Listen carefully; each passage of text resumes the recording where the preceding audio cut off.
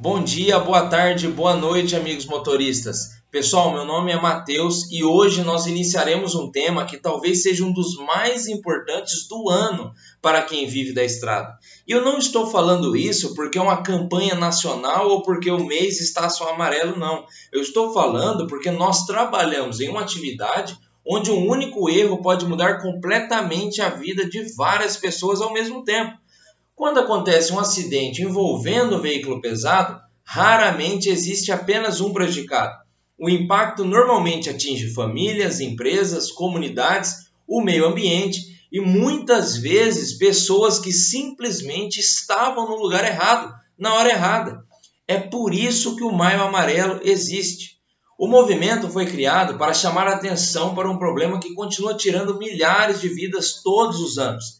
Segundo dados da Organização Mundial da Saúde, a OMS, mais de 1 milhão de pessoas morrem anualmente em acidentes de trânsito no mundo. No Brasil, segundo o Ministério da Saúde, são dezenas de milhares de vidas perdidas todos os anos, além de centenas de milhares de feridos. E quando analisamos as causas desses acidentes, percebemos uma realidade importante. Na maioria das vezes, o problema não está no freio, ou no pneu, ou no motor. Está no comportamento humano, está na distração de poucos segundos, está na pressa, no excesso de confiança, naquela decisão de assumir um risco acreditando que vai dar certo. E para nós que operamos veículos pesados e muitas vezes transportamos produtos classificados como perigosos pela NTT, a responsabilidade é ainda maior. Porque diferente de um veículo leve, um caminhão carregado não perdoa erros da mesma forma. A distância de parada é maior, a energia envolvida numa colisão é maior e o potencial de danos também é maior. Por isso, segurança não pode ser encarada apenas como cumprimento de procedimento. Segurança é uma escolha que fazemos centenas de vezes ao longo do dia, na velocidade que escolhemos manter, na distância que escolhemos respeitar, na atenção que decidimos dedicar à direção. Ao longo desse Maio Amarelo, nós vamos falar justamente sobre atitudes que parecem simples, mas que têm influência direta na prevenção de acidentes. E eu gostaria que cada um acompanhasse esse DSS pensando em algo muito maior do que multas, procedimentos ou indicadores. Pense nas pessoas que esperam a sua chegada, porque no final de toda viagem existe uma carga que vale mais do que qualquer outra que transportamos, a nossa própria vida. Bom dia, boa tarde, boa noite, amigos motoristas. Eu sou o Arthur e, pessoal, quero que vocês observem esses números por alguns segundos. Mais de 806 mil acidentes de trabalho registrados e mais de 3.600 mortes em um único ano. Quando a gente vê um número deste tamanho, existe um risco de enxergar apenas a estatística, mas a realidade é outra. Cada um desses números tinha um nome, tinha uma família, tinha planos para o fim de semana, tinha alguém esperando em casa. E o que mais chama a atenção, pessoal, é que a grande parte dessas ocorrências não aconteceu porque o trabalhador não sabia executar a atividade. Aconteceu porque em algum momento o risco foi subestimado. E isso vale para qualquer profissão, mas principalmente para quem trabalha no transporte rodoviário. Porque nós convivemos diariamente com riscos que acabam ficando normais aos nossos olhos. Dirigir milhares de quilômetros por mês, enfrentar chuva, neblina, trânsito intenso, compartilhar a rodovia com motociclistas, ciclistas, pedestres e motoristas imprudentes, transportar dezenas de toneladas de carga. Tudo isso faz parte da nossa rotina e justamente aí existe um perigo. O ser humano tem a tendência de se acostumar com o risco. Aquilo que antes causava atenção passa a parecer comum. Aquilo que antes exigia cautela passa a ser feito no automático. E é por isso, pessoal, que muitos acidentes acontecem com profissionais experientes, não por falta de conhecimento, mas porque a familiaridade cria uma falsa sensação de controle. E a estrada não perdoa excesso de confiança, pessoal.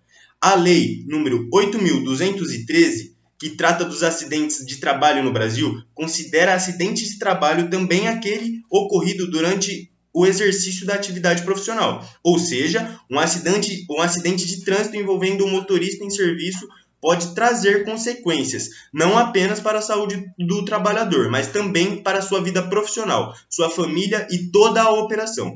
Por isso, eu gosto muito da frase que aparece nesse slide: segurança não é custo, porque realmente não é. Pneu custa dinheiro, combustível custa dinheiro, manutenção custa dinheiro. Segurança salva vidas. Segurança preserva famílias. Segurança mantém alguém vivo para voltar para casa todos os dias.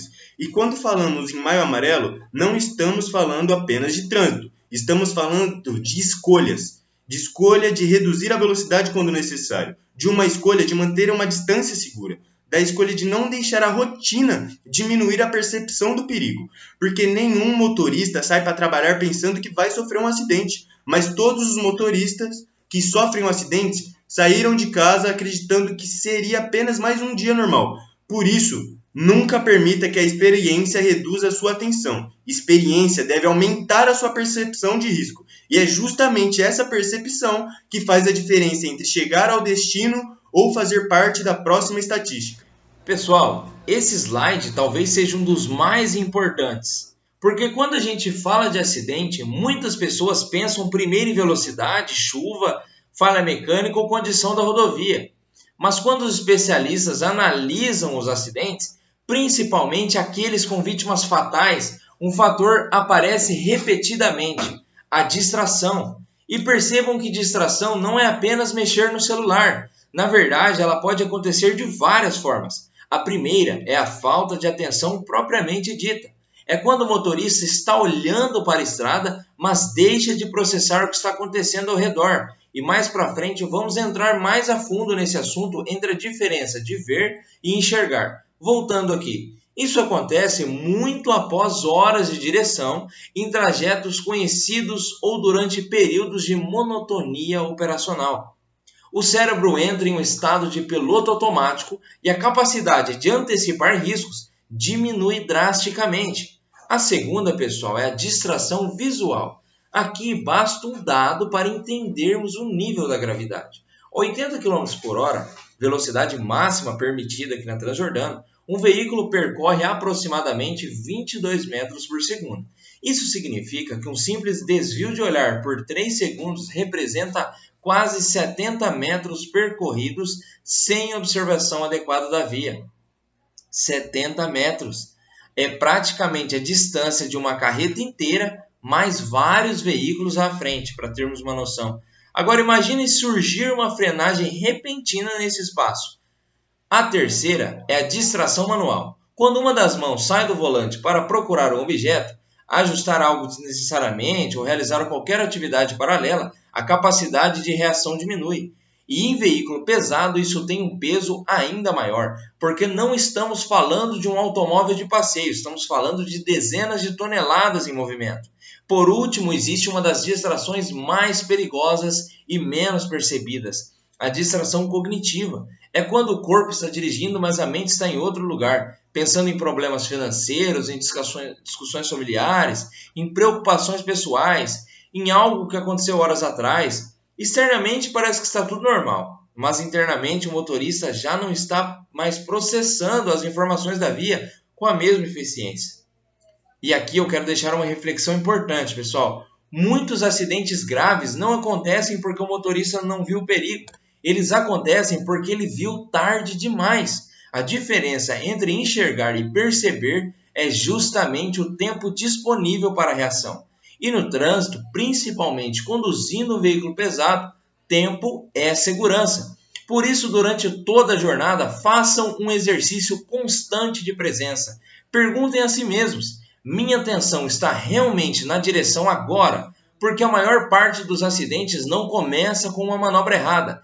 Ela começa alguns segundos antes, no momento em que a atenção abandona a tarefa mais importante da viagem.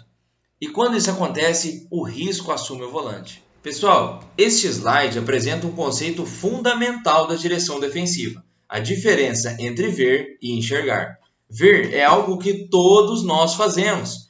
Os olhos captam a informação o tempo todo, mas enxergar vai além. Significa interpretar essas informações e identificar os riscos que elas podem representar. Segundo o Manual Brasileiro de Direção Defensiva do CONTRAN, o motorista defensivo não dirige apenas observando o que está acontecendo, ele dirige antecipando o que pode acontecer. Vamos a um exemplo.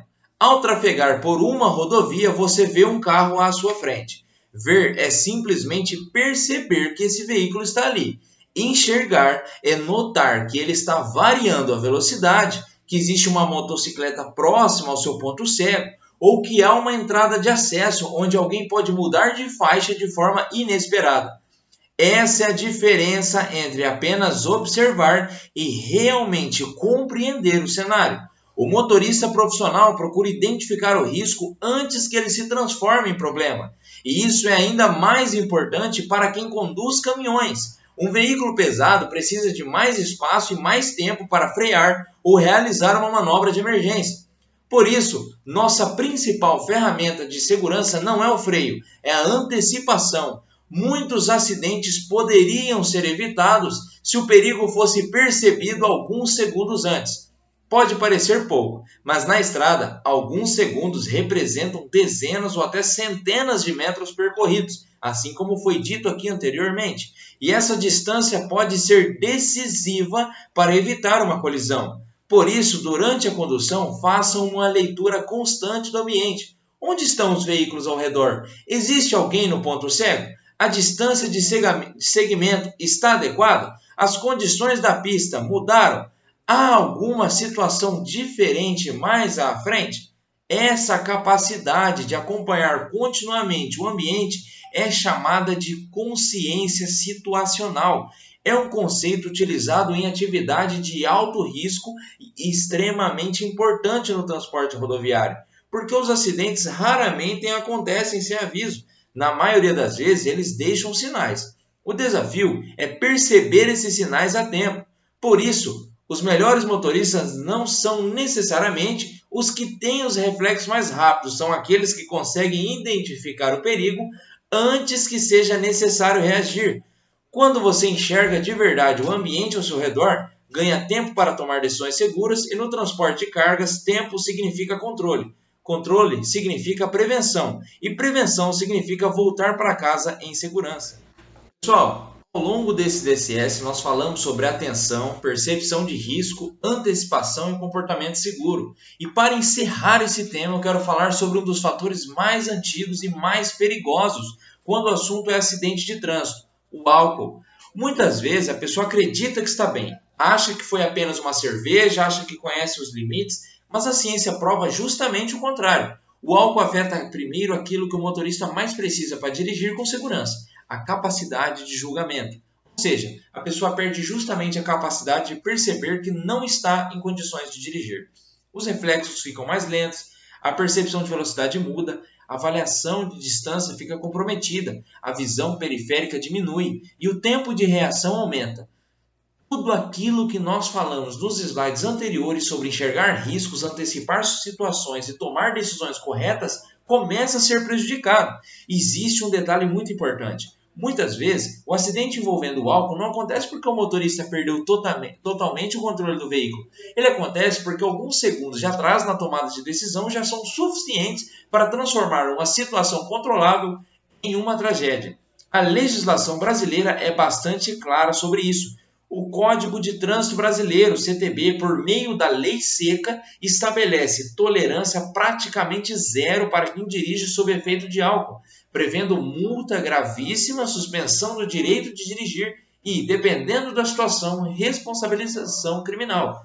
Mas, sinceramente, a maior consequência não é a multa, pessoal. A maior consequência é conviver para o resto da vida com uma decisão tomada em poucos minutos.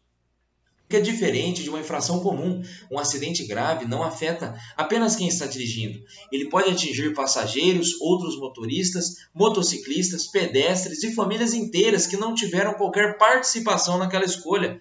Por isso, quando falamos que álcool e direção não combinam, não estamos repetindo um slogan. Estamos falando de um fato comprovado por milhares de acidentes que poderiam ter sido evitados.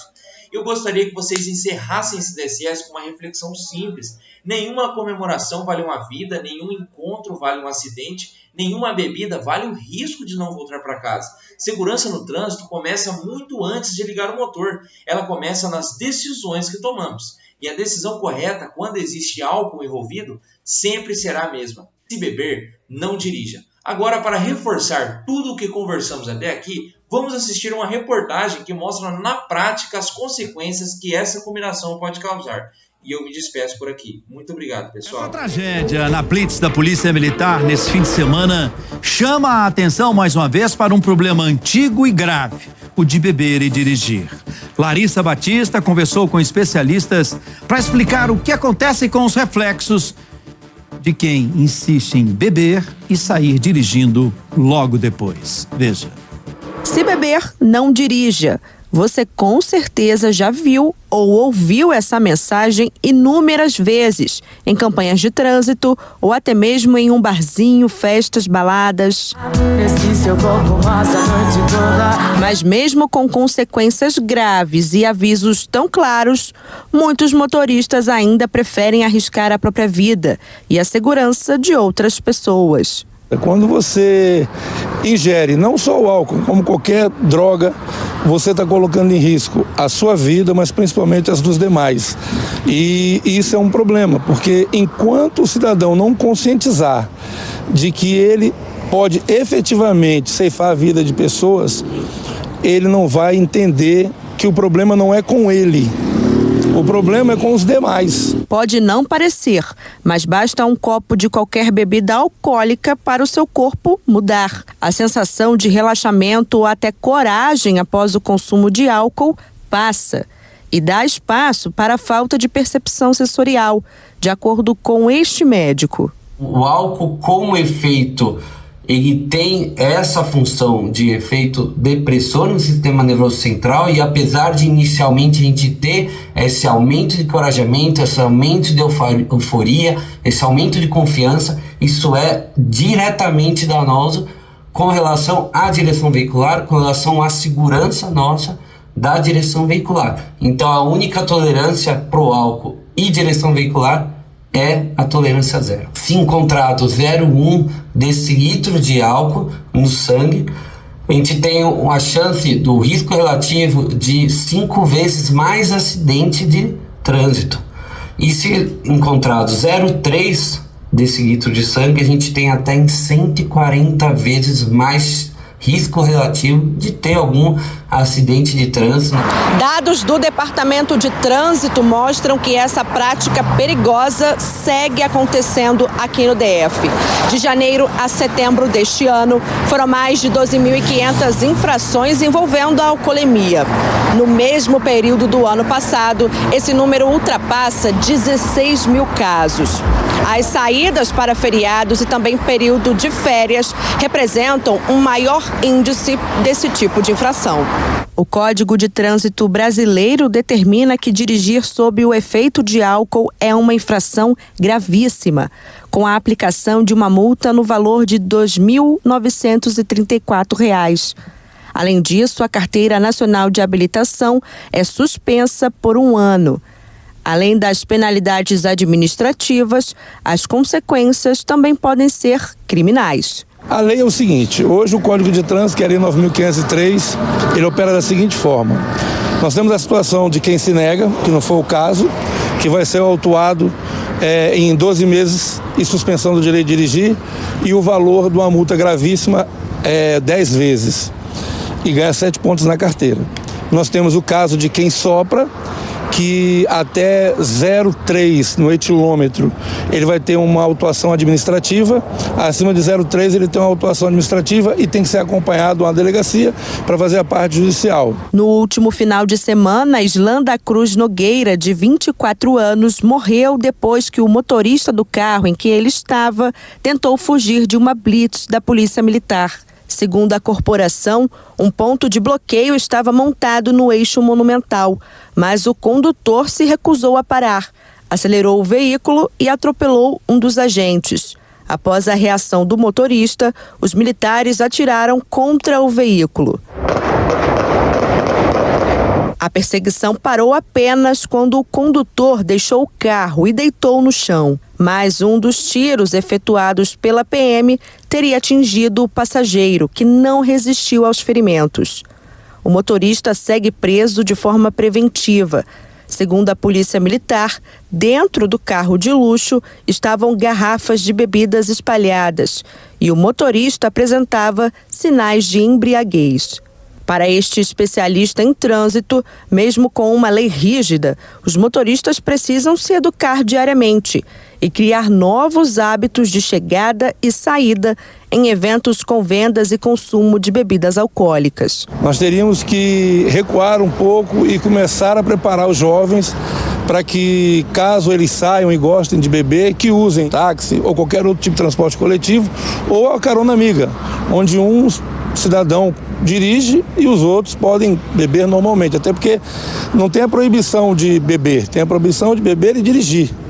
Então, se a gente ficar focando só em blitz, acaba que a gente está enxugando gelo, porque enquanto o cidadão não entender que isso realmente pode gerar um problema, ele vai continuar bebendo e vai continuar dirigindo e fazendo uso de subterfúgios, como alguns recursos de informática, para tentar achar onde é que está a blitz, para fugir dela, para não sair, para chegar mais tarde.